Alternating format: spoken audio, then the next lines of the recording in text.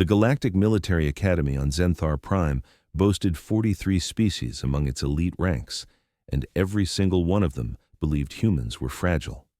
Lieutenant Mara Chen stood at the back of the crowd, watching the spectacle unfold with detached amusement. The gymnasium sprawled across 3,000 square meters, its ceiling vanishing into artificial clouds that mimicked a perfect sky. Around her, cadets whispered in a dozen languages, their attention fixed on the platform ahead. "Another record attempt," someone muttered behind her. "Korvax is going for 900. Korvax the Unbreakable." The Thraxian stood nearly 3 meters tall, his crystalline exoskeleton catching the overhead lights like a living prism. Muscles rippled beneath translucent armor plating as he approached the gravitational weight platform, each footstep resonating like thunder through the polished floor. "Place your bets now," a Volusian cadet hissed, its tentacles writhing with excitement. "I say he breaks 1,000. "Impossible," another voice countered. 900 kilograms under triple Earth gravity? That would shatter Academy history." Mara smiled faintly, adjusting the plain jacket that marked her as first-year infantry. Nobody looked at her twice. Humans rarely lasted past orientation week, and those who did kept their heads down, accepted their limitations, embraced their designated support roles: medical, communications, analysis, never combat, never strength trials, never anything that mattered. She preferred it that way. Korvax raised both arms, and the crowd erupted. His reputation preceded him, undefeated champion across 12 systems, crusher of rebellion on 4 contested worlds, the walking embodiment of Thraxian superiority. The instructors loved him, the cadets worshipped him. He represented everything the Academy valued: raw power, unwavering confidence, genetic perfection. 900 kilograms, the automated voice announced, crisp and emotionless. Gravitational multiplier 3.0. Participant, Cadet Korvax, Thraxian Elite Class. The weight materialized above the platform, a sphere of compressed matter held in a containment field that shimmered like liquid mercury. The crowd pressed closer, breath held collectively across species barriers. Korvax cracked his neck, the sound like breaking glass. "Watch in despair, children. Greatness cannot be taught." Mara's smile widened. The Thraxian positioned himself beneath the sphere, spreading his stance, flexing fingers that could tear through ship hull plating. The containment field released with a sharp electronic chirp, and 900 kilograms of dead weight slammed downward. Korvax caught it. His knees buckled slightly, crystalline plates grinding against each other, but he held firm. Sweat began to bead across his shoulders, a rare sight that sent ripples of awe through the observers. Triple Earth gravity meant the effective weight approached 3 tons pressing, down on his frame. 50 seconds, someone counted. New record territory. The Thraxian's arms trembled. His breathing came in sharp, controlled bursts. Every muscle in his body fought against physics itself, and for a moment, just a moment, Mara almost respected the effort. Then his eyes found hers across the crowd. "Human," he grated, voice strained but dripping with contempt. "You should not be here. This is a place for warriors, not fragile apes who break when the wind blows." Several cadets laughed nervously. Insulting humans was practically sport at the Academy, but usually reserved for private conversations, not public displays during record attempts. Mara tilted her head, still smiling. "Looks heavy." 90 seconds, the automated voice intoned. Korvax's grin split his face, sharp teeth gleaming. "Your entire species could not manage half this weight. When the war comes, and it will come, humanity will hide behind superior beings. You will beg us for protection while offering nothing but your weakness." The sphere wobbled slightly. His right arm dipped, corrected, held steady.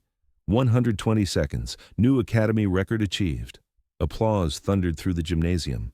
Cadets from a dozen worlds cheered, their differences momentarily forgotten in shared admiration of pure physical dominance. Korvax had done it, exceeded every previous benchmark, established Thraxian supremacy beyond question. He dropped the weight with deliberate showmanship, and it crashed back into the containment field with a sound like a cannon shot. The platform cracked beneath the impact, spiderwebs racing across reinforced composite material. "That," Korvax announced, spreading his arms wide, "is power. That is why Thraxians lead. That is why humans follow." Mara pushed off the wall she'd been leaning against, drawing curious glances as she moved through the crowd. Most cadets stepped aside without thinking, programmed by months of academy hierarchy to make way for the apex predators of their species. She stopped at the edge of the platform, looking up at Korvax with mild interest. "Impressive show," she said quietly. "Must feel good, breaking records, making speeches, reminding everyone of your genetic advantages." The Thraxian's eyes narrowed. "You mock what you cannot comprehend, little human. My people evolved under crushing gravity in environments that would liquefy your organs. We are built for war. You are built for extinction." "Maybe." Mara glanced at the cracked platform, then back at Korvax. "Or maybe you just never met the right human." Silence rippled outward like shock waves. A few cadets shifted uncomfortably. Even among humans, challenging an apex warrior was considered suicidal stupidity. Korvax laughed, a sound like grinding stones. "You want to try?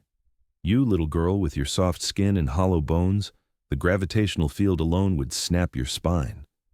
"Probably," Mara agreed, "unless I asked nicely for you to move. My turn."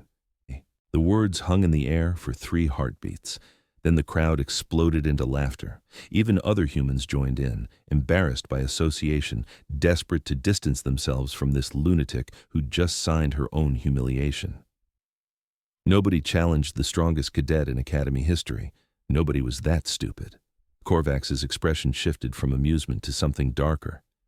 "You insult us both with this charade. I will not share the platform with someone playing games." "Then leave," Mara suggested, her voice barely above a whisper. "Or stay and watch. Your choice." For a long moment, the Thraxian stared down at her, searching for signs of insanity, drugs, or suicidal ideation. He found only calm certainty, eyes that held no fear, no hesitation, no acknowledgement of reality. "This will be remembered," he said finally, stepping aside with exaggerated courtesy.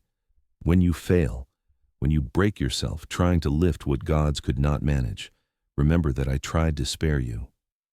Mara stepped onto the platform. The automated system registered her presence with a soft chime. "Species, human. Warning, gravitational multiplier exceeds recommended safety parameters for your physiology. Do you wish to continue?" "Yes," she said simply. "Weight selection?" The crowd had gone quiet now, watching with the morbid fascination of witnesses to an impending disaster. Even the instructors had materialized along the upper observation deck, their expressions ranging from concern to clinical interest. Mara met Korvax's eyes across the platform. 900 kilograms, triple Earth gravity, same as before." "Mara," a voice called from the crowd. Human, female, Lieutenant Sarah Park, one of the few others who'd made it through orientation. "Don't do this. Please, it's not worth proving anything to these—" "I'm not proving anything to them," Mara interrupted gently. 900. Activate." The sphere materialized overhead, hanging in its containment field like a sleeping predator. Around her, the gravitational generators hummed to life, warping space itself into a crushing vice. 3 times Earth standard, 3 times the weight pressing down on bones that everyone knew were too fragile, too porous, too pathetically human to withstand such forces. Mara positioned herself beneath the weight, bare hands raised, feet shoulder-width apart. "Release on your mark," the automated voice offered. She took 1 breath, 2. Found her center, felt the familiar rush of adrenaline sharpening every sense, every nerve ending coming alive with purpose. "Mark?" The sphere dropped. Mara caught it, and then she smiled, because 900 kilograms felt like absolutely nothing. The platform beneath her feet didn't crack. Her knees didn't buckle. Her arms held steady as mountains, muscles barely flexing, breathing calm and controlled. She stood there under triple Earth gravity, holding weight that should have crushed her into paste, looking directly at Korvax with an expression of profound, terrible amusement. 90 seconds, someone whispered after an eternity of stunned silence. Mara's grin widened. 120 seconds, matching Academy record. Still she held, still she smiled, and slowly, deliberately, she began to squat, lowering the 900-kilogram sphere toward the ground while maintaining perfect control, perfect balance, perfect form. "Impossible," Korvax breathed. 180 seconds, new record achieved. Down, up, down, up. Mara performed repetitions, treating the weight like a training exercise, like something she did every morning before breakfast. Around her, the gymnasium had gone absolutely silent, every cadet frozen in disbelief, every instructor leaning forward against observation deck railings. 240 seconds. She set the sphere down gently. No dramatic crashes, no showmanship, just smooth, controlled strength that defied everything they thought they knew about human limitations. Then she looked up at Korvax and whispered two words that would echo through the academy for years to come. My turn. The Thraxian's crystalline face had gone pale, color draining from his exoskeleton. What are you? Weight selection, the automated voice inquired. Mara never broke eye contact with the champion. 1,200 kilograms, triple Earth gravity. The crowd erupted into chaos, shouting, arguing, several cadets trying to override the system, instructors barking orders that nobody heard over the pandemonium, because 1,200 kilograms under triple gravity meant nearly 4 tons of effective weight. Nothing in Academy history had attempted such mass. Nothing biological could survive it. Final warning, the system announced. Selected parameters exceed maximum safety thresholds for all registered species. Acknowledged, Mara said calmly. Activate. The new sphere materialized, larger, denser, radiating menace through its containment field. The gravitational generators screamed, pushing beyond their normal operational limits, warping space into something that felt wrong, that made inner ears revolt and balance systems scream warnings. Korvax had backed away, his confidence shattered, replaced by something that looked dangerously close to fear. You will die, he said flatly. Your bones will splinter, your organs will rupture. This is madness. Mara positioned herself beneath the weight. Maybe. But at least I'll die doing something interesting. Release on your mark. She found her center again, deeper this time, reaching into reservoirs of strength that humanity had hidden for decades, that military intelligence had classified above top secret, that the Galactic Council believed was nothing but rumor and propaganda. Because humans weren't fragile. Humans were from Earth, and Earth was the only death world in known space that had produced a sentient species. Mark? The sphere dropped like judgment itself. Mara caught it. Her feet drove into the platform, cracks, exploding outward like lightning frozen in stone. Her shoulders compressed, vertebrae grinding, every joint in her body screaming protest. But she held. She held while the gymnasium fell into absolute silence, held while physics itself seemed to pause in confusion, held while Korvax's expression transformed from contempt to horror. And then, very slowly, she began to lift. Up, inch by impossible inch, 4 tons pushing down while human muscle pushed back, refusing to break, refusing to fail, refusing to accept limitations that everyone else treated as natural law. 60 seconds, someone counted in a voice like prayer. Mara's breathing came harder now, sweat beating across her forehead, but her arms stayed steady. She locked eyes with Korvax again, and through gritted teeth, she spoke. Your people evolved under crushing gravity, she said, each word forced out between breaths. My people evolved fighting it. You adapted to survive pressure. We adapted to conquer it. There's a difference. 120 seconds, matching previous record. The Thraxian stumbled backward, his entire worldview crumbling. The reports, the intelligence. We were told humans were weak, that you needed assistance, that you could barely function outside your homeworld's light gravity. We lied, Mara interrupted, still holding 4 tons above her head. Funny thing about death worlds, they teach you that survival requires deception, that predators underestimate prey, that sometimes the best weapon is letting your enemy believe you're harmless. 180 seconds, new Academy record. Until you're not, she finished, and then she began to do something that would become legend. She started walking. Each step drove new cracks through the platform, each movement radiating power that seemed to violate fundamental laws. She walked in a slow circle, 1,200 kilograms held overhead, triple Earth gravity crushing down, her face set in an expression of calm determination that was somehow more terrifying than any battle cry. 240 seconds. 300 seconds. The numbers kept climbing while the gymnasium remained frozen in stunned silence. Instructors whispered into communication devices, undoubtedly alerting higher command. Cadets from species that measured their strength by the ton watched a human girl defy everything they understood about physics and biology. Finally, after what felt like hours, Mara returned to her starting position. She lowered the sphere with the same controlled precision she'd shown before, set it gently into the containment field, and straightened up. Not breathing hard, not trembling, not showing any sign of the effort that should have killed her 3 times over. She looked at Korvax, who had collapsed against a wall, his crystalline exoskeleton cracked in several places from sheer psychological shock. "When the war comes," Mara said quietly, echoing his earlier words, "and it will come, maybe ask yourself, who's really hiding behind whom?"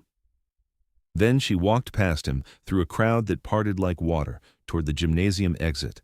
Nobody tried to stop her. Nobody spoke. They simply watched as Lieutenant Mara Chen, human, first-year infantry, disappeared through the doorway.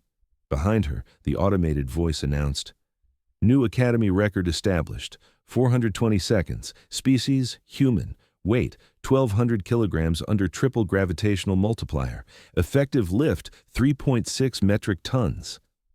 The silence stretched for another 10 seconds. Then, command deck alarms began screaming throughout the facility, and 6 armed security teams materialized in the gymnasium, weapons drawn, searching for a threat that had already vanished into the Academy's corridors. Because someone, somewhere in the chain of intelligence, had just realized something terrible. If humans had been hiding this level of capability, what else had they lied about? And more importantly, why? The interrogation room was designed to intimidate. Bare walls constructed from null alloy that blocked all electromagnetic signals. A single table bolted to the floor, lighting that shifted between harsh white and shadow depending on the questioner's mood. 3 chairs, 2 occupied by Academy command officers, 1 empty and waiting. Mara sat in the empty chair, hands folded calmly on the table, expression neutral.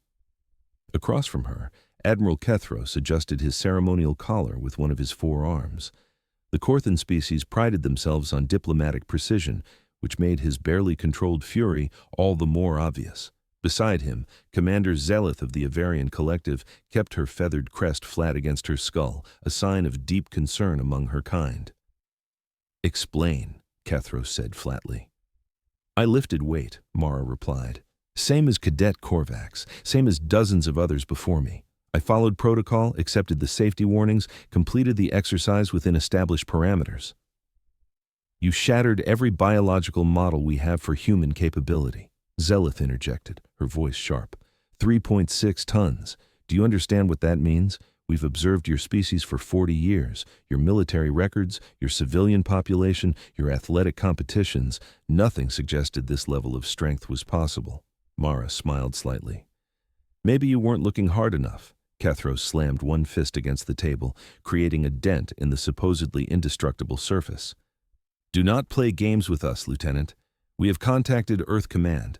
We have demanded explanations from your government. We have reviewed every piece of intelligence gathered since first contact. And do you know what we discovered?" "I'm guessing inconsistencies," Mara offered. "Lies," the Admiral corrected, venom dripping from the word. "Systematic, calculated deception spanning 4 decades. Your people claimed 1.2 Earth gravity was uncomfortable for extended periods. You requisitioned special equipment for Academy training. You filed medical reports citing bone density concerns, muscle fatigue, cardiovascular strain." "All true," Mara interrupted quietly. "For most humans, we're not a homogeneous species, Admiral. Genetic diversity means different capabilities across populations." "That's the excuse Earth Command offered," Zelith said, pulling up a holographic display. "They claim you represent a statistical anomaly. Top 0.1% of human physical capability. Enhanced training protocols. Military selection bias." Her crest twitched. "Does that sound accurate to you, Lieutenant?" Mara met the commander's gaze without flinching. "Does it matter?" Yes, Kethros snapped, because if one human can perform at this level, we need to know how many others can. We need accurate intelligence about your species' true capabilities. You need to understand what you're really afraid of, Mara finished. This isn't about my strength. It's about what it represents. You've built an entire power structure on the assumption that humans are weak, that we require protection, that we're junior partners in the Galactic Council. And in one afternoon, that assumption crumbled. Silence filled the room like toxic gas. Finally, Zelith spoke, her tone measured but cold. Earth is a death world. We acknowledged this from first contact. High gravity, extreme temperature ranges, predator-saturated biosphere. We understood your planet was dangerous. We simply assumed that surviving such conditions made you resilient, not— She trailed off. Superior? Mara suggested. That's what you're thinking. That's what every species in the Academy is whispering right now. If humans lied about strength, what else did they lie about? Speed, endurance, healing rates, cognitive processing? Kethros leaned forward. Did you? You're asking the wrong questions, Admiral. What you should be asking is why we lied.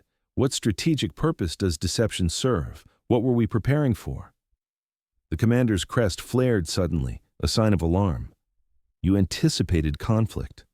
We anticipated being underestimated, Mara corrected. There's a difference.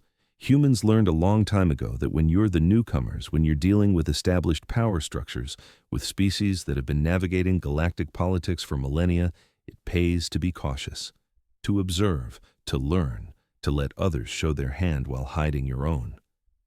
That's paranoia, Kethros accused. That's survival, Mara countered. You want honesty? Fine. Humans are stronger than we've let on, faster, more adaptable. Our healing rates are remarkable by galactic standards. Our pain tolerance borders on psychotic, and our capacity for violence— She paused, letting the weight of that word settle— exceeds anything you've documented in your xenobiology databases. Zelith had gone very still. That sounds like a threat. That sounds like a fact, Mara replied calmly. But here's the thing you need to understand, Commander.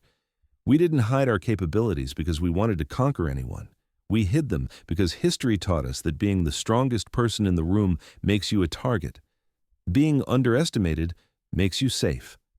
The Admiral's expression shifted, confusion mixing with lingering anger. Safe from what? From becoming a threat that needs to be eliminated, a new voice said from the doorway. All three occupants turned. A human woman stood at the threshold, wearing the silver insignia of Earth Command's Strategic Intelligence Division. She was perhaps 50 years old, gray threading through dark hair, eyes that had seen things she would never discuss in official reports. Director Morrison, Kethros acknowledged stiffly. Your presence was not requested. My presence, Director Morrison replied, stepping into the room, became mandatory the moment you started interrogating one of my operatives about classified military protocols. She glanced at Mara with something that might have been approval. Lieutenant Chen, status? Maintaining cover integrity, Mara responded, the casual warmth draining from her voice replaced by military precision. Operational parameters exceeded during strength demonstration, awaiting damage control protocols. Morrison nodded, then turned to face the Academy officers. Gentlemen, lady, we need to have a very frank conversation about humanity's position in the Galactic Council, the nature of strategic deception, and why your reaction to today's events will determine whether our species remain allies or become something else entirely. Kethros bristled. You cannot threaten? I'm not threatening anyone, Admiral. I'm explaining reality. Morrison pulled up her own holographic display, showing star charts, fleet positions, resource allocations. 42 years ago, humanity made first contact with the Volution Exploratory Corps. We were ecstatic. We'd found proof of alien life, potential friends, access to technology, and knowledge beyond our wildest dreams. The Council welcomed Earth with open arms, Zelith protested. The Council welcomed what they thought was a weak species that would provide cheap labor, military cannon fodder, and junior partnership status in perpetuity, Morrison corrected. Your own intelligence assessments, which we intercepted, by the way, described humans as fragile, emotionally unstable, and useful, primarily for low-gravity construction projects and medical research. The Admiral's jaw tightened, but he said nothing. Morrison continued. So we made a choice. We would join your council, accept your assessment of our limitations, and use the time to observe, to learn, to understand galactic power structures from the inside. And what we discovered terrified us. Explain, Kethros demanded. The Vorthan hegemony, Morrison said simply, and both officers went rigid. You thought we didn't know. You thought your war with them remained classified above human clearance levels. But we've known. For 15 years, Admiral. We know about the contested border systems. We know about the resource disputes. We know that conflict is inevitable. And when it comes, the Council expects humanity to provide ground troops for the meat grinder. Zelith's voice emerged barely above a whisper. Who told you? Nobody told us, Commander. We figured it out ourselves. Troop movements, supply chain patterns, diplomatic communications that stopped including human observers during key strategic meetings. It wasn't difficult for a species that spent 10,000 years perfecting the art of warfare against itself. Mara watched the officers absorb this information, saw their worldviews adjusting in real time, and felt a strange mixture of satisfaction and regret. Morrison pulled up another display, this one showing genetic data, physiological comparisons, stress test results. Earth's gravity is 1.3 times the galactic average. Our atmospheric pressure is higher. Our temperature ranges are more extreme. Our planetary rotation creates weather patterns that would be classified as natural disasters on 90% of Council worlds. And humans evolved there, thrived there, built civilizations that conquered every environment from Arctic tundra to scorching deserts. We knew your world was classified as a death world, Kethros said slowly. But you didn't understand what that meant, Morrison replied. A death world doesn't just make survivors, it makes warriors. It makes a species that views pain as temporary, injury as inconvenient, and death as something to be fought every single moment. Lieutenant Chen's strength demonstration? That's not an anomaly. That's baseline military standard for our special operations forces. The silence that followed felt heavy enough to crush atmospheres. Finally, Zelith spoke. How many? How many what, Commander? How many humans can perform at Lieutenant Chen's level? Morrison smiled without humor. Classified.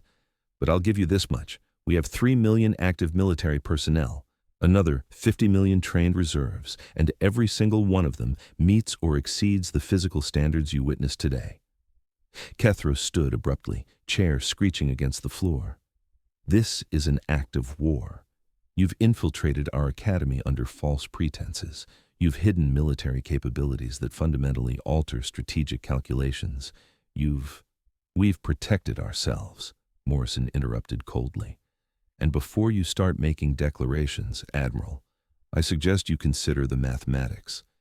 Your fleet has technological superiority. Your combined Council forces outnumber humanity 10-1. But wars aren't fought in space. They're fought on the ground, in trenches, in cities, in places where technology matters less than the willingness to endure suffering and keep fighting. You think you could win? Zelith asked, horror creeping into her voice. I think we would survive, Morrison corrected. And frankly, that's all Earth has ever cared about. We didn't lie because we wanted to hurt you. We lied because we needed time to understand whether the Galactic Council was offering genuine partnership or simply recruiting cannon fodder for wars we didn't start. Mara stood slowly, drawing both officers' attention. Director Morrison is explaining strategy. Let me explain reality. When I was 8 years old, I carried my injured father 3 kilometers through mountain terrain after a climbing accident. When I was 14, I joined my school's wrestling team and accidentally broke an opponent's arm during competition because I hadn't learned to properly calibrate my strength. When I was 18, I scored in the 99th percentile for military entrance exams, not because I'm special, but because that's what normal looks like for humans who actually train. She moved around the table, positioning herself directly in front of Kethros. You asked if we anticipated conflict, Admiral. The truth? We anticipated being used, being sacrificed, being thrown at whatever threat the Council deemed too dangerous for species they actually valued. So yes, we prepared, we trained, we lied, and we waited to see what you would do when you finally learned the truth. And what is the truth, Lieutenant? The Admiral asked quietly. The truth is that Earth doesn't want war, Mara said, but we're very, very good at it. The truth is that we value our Council membership, but not enough to become slaves. The truth is that if you try to force humanity into a subordinate role based on outdated assumptions, you'll discover exactly why deathworlds don't produce victims. They produce survivors. Morrison stepped forward, her tone shifting from confrontational to diplomatic. Which brings us to the actual point of this conversation. We've shown our hand, gentlemen. Lady, humanity's true capabilities are no longer secret, so now we have a choice. We can treat this as a breach of trust that destroys our alliance, or we can treat it as a revelation that strengthens it. How? Zeleth demanded. How can we trust anything Earth says now? Because we're still here, Morrison replied. If we wanted to conquer the Council, we could have started years ago. If we wanted to dismantle your power structures, we had countless opportunities. Instead, we sent our best candidates to your academy. We integrated into your military command. We learned your languages, adopted your protocols, and proved ourselves loyal allies in a dozen minor conflicts. She pulled up a final display. Deployment records, casualty reports, commendations for bravery under fire. Human personnel have died defending Council interests, Admiral. We've bled alongside Thraxians, Volutians, Avarians. We've earned our place through service. The deception about our physical capabilities doesn't change that sacrifice. Kethros stared at the records for a long moment. When he finally spoke, his voice had lost its edge. What do you want? Honest? Partnership, Morrison said simply. A seat at the strategic planning table, real consultation on military deployments, the knowledge that when the Vorthan hegemony comes, and we all know they're coming, humanity won't be treated as expendable. And if we refuse, Zeleth asked, then we withdraw from the Academy, recall our personnel from Council military operations, and defend our own borders, Morrison replied. Earth doesn't need galactic citizenship to survive. But the Council might need human soldiers when the shooting starts. The officers exchanged glances, entire conversations happening through expressions and minute body language cues that Mara had spent years learning to interpret. Finally, Kethros nodded slowly. This conversation never happened officially. The footage from Lieutenant Chen's demonstration will be classified at the highest levels. We will convene an emergency session of the Strategic Command Council and present Earth's request for enhanced partnership status. With your support? Morrison pressed. With our recommendation, the Admiral corrected. You've made your point, Director. Humanity is more formidable than we believed, but trust is earned through time, not demonstrations of strength. Agreed, Morrison said. Which is why Lieutenant Chen will remain at the Academy, will continue her training, and will serve as an example of human capability for any species that still doubts our commitment. Mara felt dozens of eyes turned to her. Ma'am, you wanted to make a statement, Lieutenant. You've succeeded. Now you get to live with the consequences. Every cadet in this facility will be watching you, testing you, trying to determine if you're exceptional or representative. How you handle that attention will shape humanity's reputation for decades. The weight of those words settled across Mara's shoulders, heavier than any gravitational field. Understood, ma'am. Morrison turned to leave, then paused at the doorway. One more thing, Admiral. The Vorthan hegemony isn't our only concern. We've detected unusual activity in the Sagittarius arm, energy signatures that don't match any known technology. Jump-wake patterns suggesting vessels larger than anything in current Council databases. Whatever's out there, it's coming this way. And when it arrives, you'll want humans standing beside you, not watching from the sidelines. Then she was gone, leaving Mara alone with the Academy command officers. Zeleth broke the silence first. Was that true? About the Sagittarius arm? Director Morrison doesn't lie, Commander. She just chooses when to tell the truth. Kethros studied Mara with new eyes, no longer seeing a fragile human cadet, but a potential weapon, a strategic asset, perhaps even a threat. You understand this changes everything. Your classmates, your instructors, they'll treat you differently now. They already did, Admiral. They just didn't know why. And Korvax? Zelith asked. The Thraxian warrior whose record you destroyed? How do you think he'll respond? Mara smiled. Probably with violence. Maybe with respect. Possibly with both. Doesn't matter. I didn't come to the Academy to make friends. I came to prove that humanity deserves a place in the galaxy. Today, I started that process. She stood, military posture perfect, waiting for dismissal. Admiral Kethros waved one hand. You're free to go, Lieutenant. But Chen, try not to shatter any more fundamental assumptions about physics or biology for at least a few weeks. My staff needs time to rewrite 40 years of xenological research. I'll do my best, sir. Mara walked out of the interrogation room, through corridors that suddenly felt different, charged with new meaning. News of the demonstration had spread throughout the facility, and cadets from a dozen species watched her pass with expressions ranging from awe to fear to barely concealed hostility. She found Sarah Park waiting outside the barracks, face pale, hands trembling slightly.